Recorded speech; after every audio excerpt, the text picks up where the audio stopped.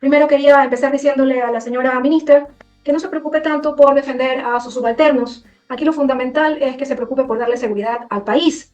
Además decir la verdad no es atacar a nadie. Y la verdad es que su viceministro de Seguridad Ciudadana colaboró con la defensa del vicepresidente Jorge Glass para conseguir la nulidad de las pruebas en el caso Odebrecht en Brasil. Esa es la verdad. Decir la verdad no puede ser atacar a nadie. Vamos al siguiente punto, eso como un punto de aclaración. Abogado, antes de entrar a las preguntas, le mandé una imagen, abogado, si por favor podría, secretario, si por favor podría ponerla, sobre el Comité de Derechos Humanos, por favor.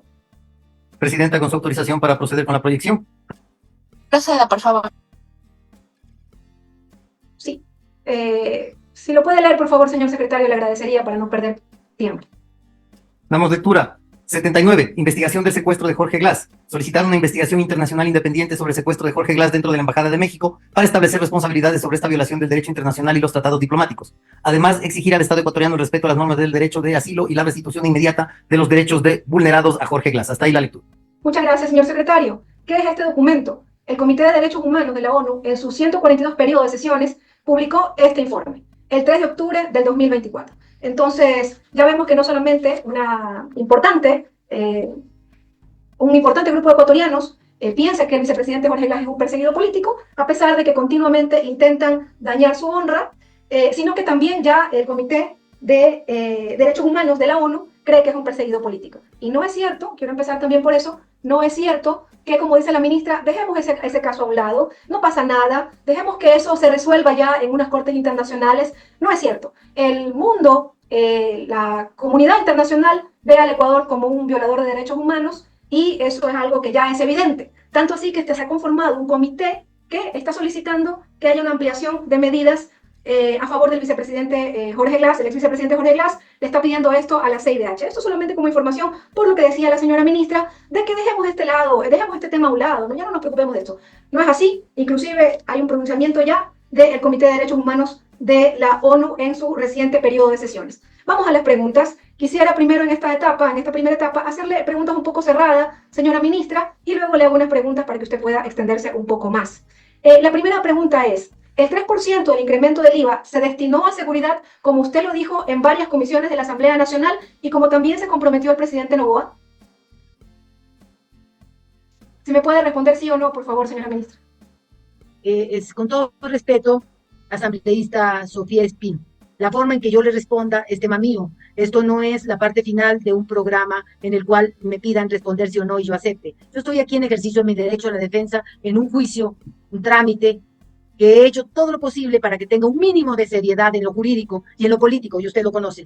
Yo quisiera más bien que la pregunta cambie, yo quisiera que me pregunten si ya el Estado ecuatoriano receptó los 14 millones de dólares a los que fuera condenado el señor ex vicepresidente de la República. No lo veo, no me tengo esa constancia, pero en todo caso no se ha producido ni siquiera como prueba de oficio ningún informe de la ONU, de ninguna Comisión Interamericana de Derechos Humanos o Comisión o Comité de Derechos Humanos, no sé, pero yo no puedo responder a base de documentos que se me pongan en pantalla a última hora. Si usted tenía esa documentación y es tan amiga del señor Glass, pues se la podía pasar a su coediario, Leonardo Berresueta, para que al presentar la solicitud de juicio político la incorpore materializada, por supuesto, para poder tener un mínimo de certeza de qué es lo que dice.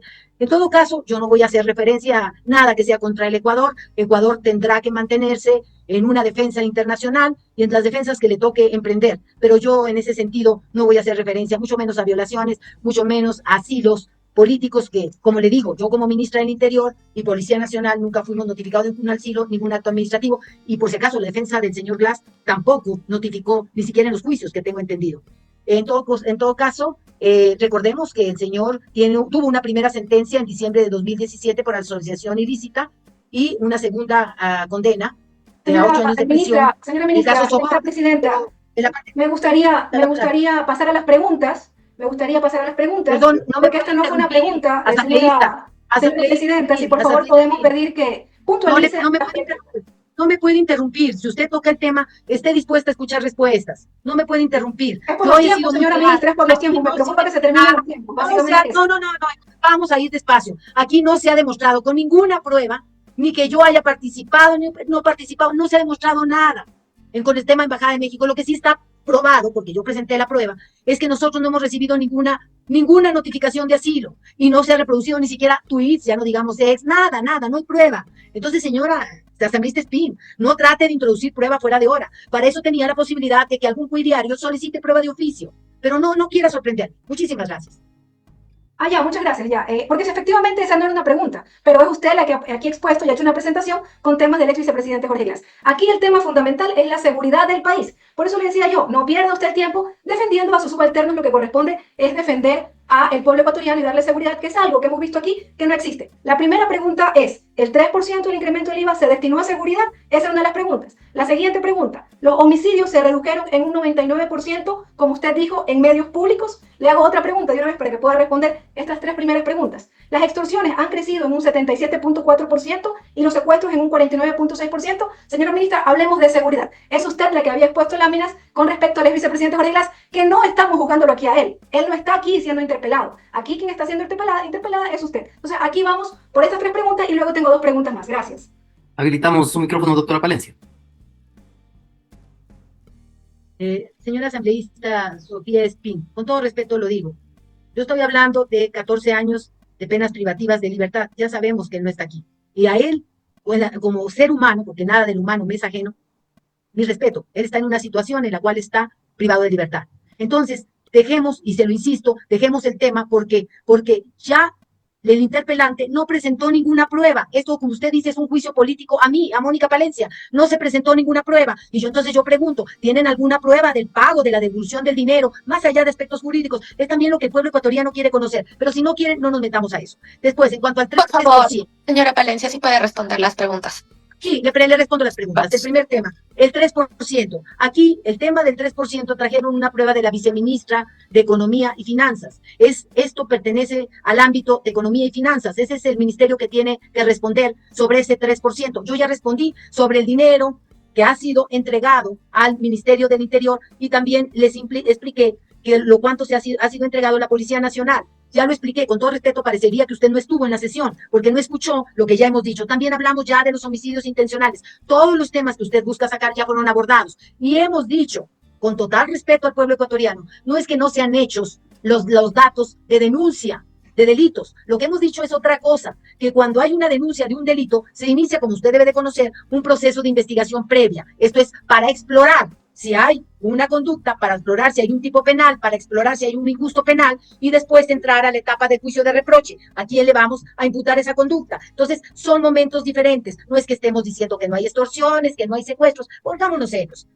señora asambleísta Sofía Espín. Yo ya le estoy contestando a sus preguntas. Bueno, que quede claro que entonces se ha corroborado la información que da el Ministerio de Economía y Finanzas, que solamente se ha entregado 29 millones de dólares, nada más, ni siquiera llega a lo que se prometió, lo mínimo que se prometió, no se ha entregado y no se está ejecutando esa inversión en el tema de seguridad.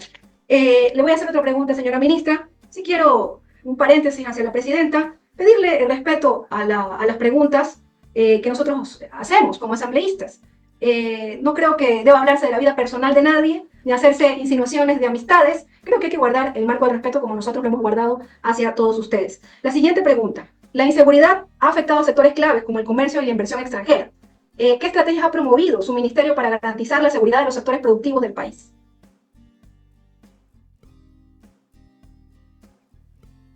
De nuevo, señora asambleísta, si usted se mete a asegurar o hace insinuaciones sobre lo que yo debo defender o no, que no tengo que hablar de defender a mis ministros o viceministros o que no tengo que defender al personal del Ministerio de Interior, creo que se equivoca, porque en el momento que usted empieza a hacer esos comentarios, pues yo tengo derecho a hacer comentarios sobre sus comentarios. Yendo a las preguntas concretas, reitero, yo no soy ministra de Economía y Finanzas y no cambiemos la data que he dado. He dicho que también se ha entregado dinero a la Policía Nacional por concepto de lo que tiene que entregar el Ministerio de Economía y Finanzas. No solo se le han entregado 29 millones, sino 40, además 40 a la Policía Nacional, de los cuales 36 han sido destinados para el rancho y otros 4 para temas varios, como por ejemplo mantenimiento, si mi memoria no me falla. Pero es por ahí que va la cosa. En cuanto a qué hemos hecho, ¿qué más vamos a poder hacer? Pues si hemos bajado un 18%. Sinceramente creo que no ha estado usted en otra sesión. Hemos bajado históricamente los homicidios intencionales. Desde el 2018 no había habido una baja y en este momento estamos haciendo algo histórico. Nos están aplaudiendo de otros países por lo que estamos logrando. Entonces, ¿qué estamos haciendo? Estamos trabajando a favor del sector productivo y también del sector turístico. Hemos firmado un convenio con el Ministerio de Turismo también para apoyar en todo lo que hace relación a un turismo seguro. Entonces, estamos trabajando articuladamente en diferentes frentes. Me voy a guardar para la réplica, señora presidenta. Muchas gracias. Tengo varias preguntas más, pero las haré en la réplica. Gracias. Buenas tardes, muchas gracias por la oportunidad. Bueno, no voy a continuar con el tema jurídico, pues ya se ha explicado varias cosas. Más bien yo quiero referirme a dos temas específicos. Uno de ellos es el tema presupuestario. Revisábamos el presupuesto del año anterior, o del gobierno anterior, y lamentablemente las cifras eran muy bajas. Conozco que esto ha ido mejorando. Se habla mucho de tener la posibilidad de contar con el presupuesto, pero a veces no se lo gasta. Ministra, me gustaría que usted me explique cómo está el tema presupuestario, y si este va mejorando o no, y a qué rubros principales lo estamos aplicando.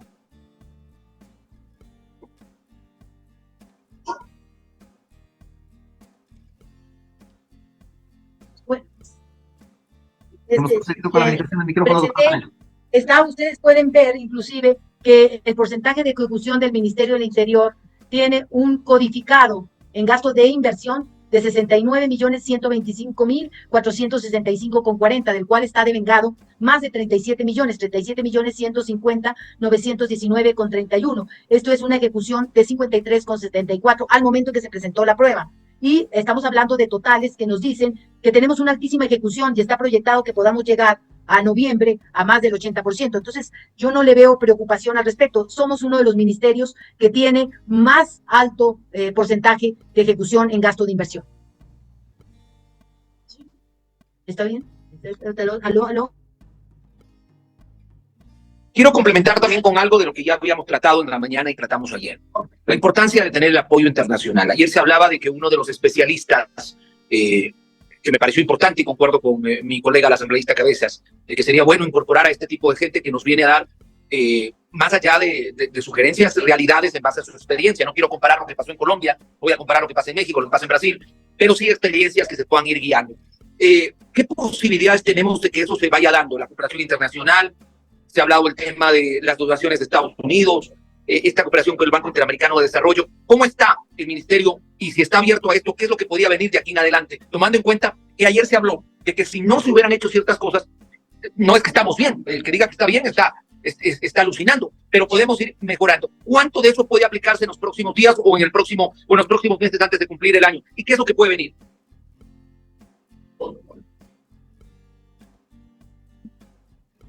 Bueno, ¿aló? Sí, ¿aló? Le escuchamos sí, adecuadamente. ¿Puede usted continuar? Sí, bueno, nosotros tenemos que comprender que cuando uno va a pedir algo, tiene que ofrecer algo. Esto es estar en el concierto internacional. El Ecuador ya está posicionado porque, y lo digo con humildad intelectual, tenemos ya la presidencia de la Alianza del Banco Interamericano de Desarrollo en la vinculación economía-seguridad. Ello nos da la ventaja de poder producir desde el Ecuador data y obviamente estar atentos a cualquier situación que tenga que ver con beneficios crediticios o con beneficios de cooperación no reembolsable. De hecho, ya este año vamos a contar con esos 150 millones de dólares y 5 millones no reembolsables. Pero además estamos trabajando muy duro con la cooperación con la Unión Europea, con el COSI, que es un organismo que tiene que ver con la seguridad interna de la Unión Europea, y lo hacemos también desde la presidencia del CLASI, que es el Comité Latinoamericano de la Seguridad Interna, cuya presidencia también nos honramos en tener. Entonces, ayer que tuvimos estos expertos, no se me entienda mal, pero estos expertos tal vez no vendrían al Ecuador o no estarían conectados con el mismo interés si no fuera porque también soy la presidenta del Comité para la Lucha Antiterrorista de la OEA, lo cual nos significa un posicionamiento muy interesante. También ustedes ven, está dentro de los documentos que presentamos como prueba debidamente articulada, que cuando estamos asumiendo el CICTE lo hemos hecho por aclamación. Tenemos el respaldo de muchos países, ojalá que fuera de muchos otros más, pero vamos a articular capacitaciones a otros países también para poder nosotros contar con esas capacitaciones. Tenemos apoyos de algunos organismos vinculados a la Unión Europea, a otros países latinoamericanos, a los Estados Unidos, y todo ello lo estamos trabajando de la mano con Policía Nacional, con el Ministerio de Relaciones Exteriores y con el Ministerio de Economía y Finanzas. También tenemos la buena noticia de que ya va a entrar a operar, porque ya tenemos el comité que es transitorio para la conformación de la Universidad de la Seguridad Ciudadana, que es algo histórico en la región, la seguridad ciudadana y las ciencias policiales, porque sabemos perfectamente que solo con policías bien capacitados, acompañados en lo psicológico, en lo económico, por eso luché tan duro por el rancho, y como bien dice la economista Paola Carabezas, créame que le tocaba yo la puerta, ya tenía hasta miedo de que no me conteste ya las llamadas del ministro de Economía y Finanzas y la ministra de Trabajo, porque este trabajo fue articulado y de ahí se obtuvieron 36 millones para el rancho, para que los policías estén tratados con dignidad. Entonces, vienen una serie de apoyos en cooperación, sobre todo en materia de capacitaciones, inteligencia, y lo que estoy pidiendo insistentemente, sobre todo a los Estados Unidos y a la Unión Europea, es tecnología. Ojalá nos puedan hacer este acompañamiento, pero en eso estamos trabajando y para eso tenemos que presentar buenos números, buenos resultados y un esfuerzo articulado. Por eso es que Hugo Acero es un experto que nos ha estado asesorando, pero nosotros no tenemos el dinero para contratar un experto de ciertos niveles. Otros están totalmente gratis, como los expertos de la Universidad Militar Nueva Granada. Pero como no quiero solo lo extranjero, estamos articulando también con universidades nacionales, universidades públicas ecuatorianas y una que otra del sector privado. Quiero terminar con esto, ministra, porque hoy había un caso importante a través de Fiscalía. Yo siempre me llevo con lo que me decían los oyentes en la radio. ¿De qué sirve que la policía siga capturando a tantos delincuentes? ¿De qué sirve que los policías arriesguen hasta su vida si luego tenemos a los delincuentes devueltos a la calle? Se han hecho varias reformas. La Asamblea ha hecho varias reformas. Incrementamos las penas. La misma consulta popular nos dio esta posibilidad. Creamos el espectro que está listo para que se pueda sancionar más fuertemente. Y inclusive el presidente ha anunciado la construcción de centros carcelarios o nuevos centros para tener la posibilidad inclusive de darles mejores condiciones a los presos. ¿Cuán importante es esto? Y si esto forma parte de este plan de seguridad. El trabajo conjunto con la judicatura y la construcción de las nuevas cárceles, ¿esto está dentro del plan de seguridad? Bien, yo quiero aclarar, y gracias por la oportunidad de aclarar, que uno es el Plan Nacional de Desarrollo, otro es el Plan Operativo, que es el Plan Fénix de Seguridad Ciudadana y Seguridad Pública, que es el que tenemos nosotros como Ministerio de Interior, y otro, el Plan de Seguridad Integral, cuyo liderazgo lo tiene el Ministerio de Defensa y cuyos insumos desde el Ministerio del Interior, en lo que a nosotros corresponde, le hemos entregado. Entonces, son varios planes que se articulan. El nuestro es un plan operativo muy concreto y nosotros también hemos articulado con Policía Nacional y con el Ministerio del Interior la interoperabilidad de los sistemas informáticos. ¿Para qué? Para que el Consejo de la Judicatura tenga acceso a nuestra data y nosotros poder tener acceso a la de ellas. Pero más allá de eso, hemos insistido al Consejo de la Judicatura la necesidad de que los jueces entiendan, comprendan la realidad que tenemos, en virtud de que no puede existir un trabajo que tenga un rédito para la ciudadanía, que veamos mejoras en la seguridad ciudadana, si no es un trabajo de todos, si no es un trabajo de la sociedad civil, de los periodistas, de los medios de comunicación, y un trabajo en donde principalmente jueces y fiscales estén articulados en estas líneas de grandes objetivos nacionales. También debemos de entender que los policías, los jueces y los fiscales son seres humanos y le doy toda la razón. No es fácil el tema de seguridad. Y tenemos una gran carga de trabajo como Policía Nacional para dar seguridad a los funcionarios públicos. En este momento la política para dar esa seguridad justamente es la del riesgo en concreto, no riesgo en abstracto. No se da en función del cargo, sino en función de la persona. Ahora bien, estoy totalmente de acuerdo de que hay cargos de mayor riesgo, pero en ocasiones ni siquiera estamos enterados cuando una persona pasa a tener un rol de encargado. Por eso yo pido y he solicitado, entre otras instituciones, al SNAI, que nos avisen inmediatamente, y también a los funcionarios públicos que articulen para que podamos contar con sus análisis de riesgo, que hay todo un departamento dentro de la Policía Nacional, DIMPRO, la Dirección de Protección a Personas, especializado, que hay muchos recursos todavía que poner en la sección de protección, por supuesto que sí, no es nada fácil este tema de la asignación de recursos. Estamos trabajando en todo ello, estamos articulando y esperamos tener mejores días. Es un trabajo muy fuerte el que estamos haciendo. Y en esto estamos invitando al Consejo de la Judicatura, con quien también tenemos un convenio firmado, para que nos apoyen en el control de jueces y fiscales. Yo sé al caso que se refiere hoy, créame que no hay cosa más decepcionante para la Policía Nacional, para el sistema judicial, que las cosas no se den, porque la impunidad decepciona a la ciudadanía y fomenta el que aumente el crimen. Estamos convencidos de ello. Por otra parte, usted me ha hecho una pregunta que no quiero eludir, porque no debo ni puedo. El tema de las cárceles, yo lo abordé desde el Ministerio de Gobierno, como ministra de Gobierno. En este momento yo tengo que ceñirme a mis competencias. El tema de las cárceles no es un tema de la ministra del Interior, pero sé perfectamente que el presidente de la República está comprometido en esa articulación, se está trabajando muy duro también en ese tema y se está trabajando también por parte del SNAI en lo que tiene que ver con las políticas de rehabilitación social. que cada vez se insiste más en esta necesidad de que realmente se pueda trabajar por una reinserción social que tanto necesitan las personas privadas de libertad y por la empleabilidad una vez que salen. Gracias, señora ministra Palencia, por estar dando contestación a las preguntas que estamos realizando los legisladores. Y quiero primero iniciar tomando como referencia que he estado muy atenta en todo lo que se ha dicho en este juicio político. Y nombraban a Fernando Villavicencio. Cuando Fernando Villavicencio fue presidente de la Comisión de Fiscalización, y validando la información, aquí tengo un informe que Fernando Villavicencio realizó. En las conclusiones, la cual voy a leer, refería: los hechos narrados en este informe describen lo que hace 14 años anticipó Francisco Huerta Montalvo. Luego de investigar el ataque en el campamento de Angostura, Sucumbíos, ocurrido en el año 2008, en el que murió el líder de las Fuerzas Armadas Revolucionarias de Colombia, FARC, alias Raúl Reyes, Huerta señaló que en el Ecuador corría el riesgo de convertirse en una narcodemocracia, porque se detectó que había cierta penetración del narcotráfico en las instituciones del Estado.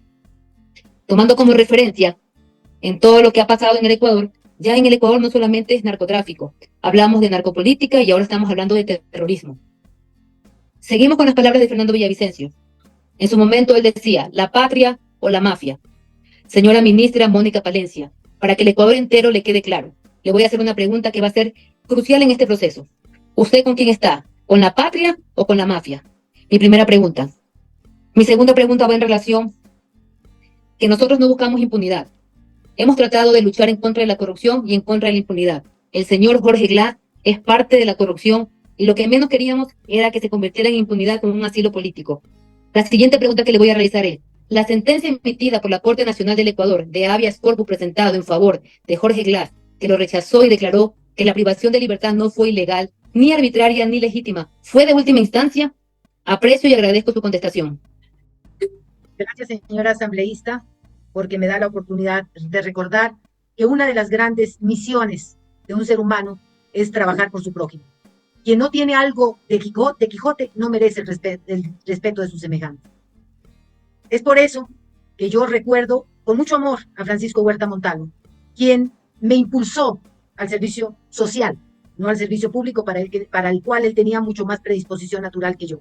Pero sí debo decir que yo recuerdo perfectamente el caso Angostura y recuerdo perfectamente la impotencia de saber la penetración del narcotráfico en territorio ecuatoriano. No solo tengo el documento en original firmado por él, tengo todas sus anotaciones con respecto al caso, absolutamente todo, una historia viva, contada por él en muchas notas, los recortes periodísticos, aquí lo puedo ver. No lo incorporé como prueba porque no me parecía procedente, pero puedo decirle que la construcción de patria, como lo decía Simón Bolívar y como lo decía también su maestro, Simón Rodríguez, es en un concepto grande. Esto es más allá de las fronteras. El crimen tiene actualmente una clave afronteriza. Nosotros tenemos que entender que esta lucha es fuerte y es de todos. Y los países, los estados, tenemos que estar unidos, fuertes, entendiendo que nuestra lucha común es contra el crimen. Por supuesto, y se lo digo, me hubiera gustado estar presencial en la asamblea, no lo hicieron así, pero bueno, aunque sea por la cámara. Se lo digo como me gusta a mí, mirándolo a los ojos, la patria está por sobre todas las cosas, porque jamás estaría yo con ninguna mafia vinculada. El Ecuador y por todos los ecuatorianos. En cuanto a la segunda pregunta que usted me hace, efectivamente, la sentencia que señaló que la detención fue legal, legítima y por lo tanto no arbitraria, es una sentencia de última instancia, es una sentencia dictada por la Sala de lo Contencioso, si mi memoria no me falla, Contencioso Tributario de la Corte Nacional de Justicia. Yo he incorporado como prueba debidamente materializada, copia certificada, absolutamente todo el expediente. Y también quiero dejar constancia, ninguno de los hoy interpelantes, veo, ni de tampoco de sus coidearios, comparecieron, porque ese era el momento procesal oportuno, comparecieron como amigos curiae, esto es, amigos para el juzgamiento, para que pudieran haber hecho valer todos los argumentos que tienen en contra de ese fallo. Gracias. Gracias, señora ministra. Y de igual manera yo quiero dejar claro que yo resalto su lucha que ha sido frontal con todos estos grupos de delincuencia organizada. Y voy a referir nuevamente la frase de Fernando: con las mafias no se negocia, porque no queremos una paz negociada, queremos una paz real para el territorio ecuatoriano y para todos los ciudadanos que viven aquí en el Ecuador. Gracias, señora ministra.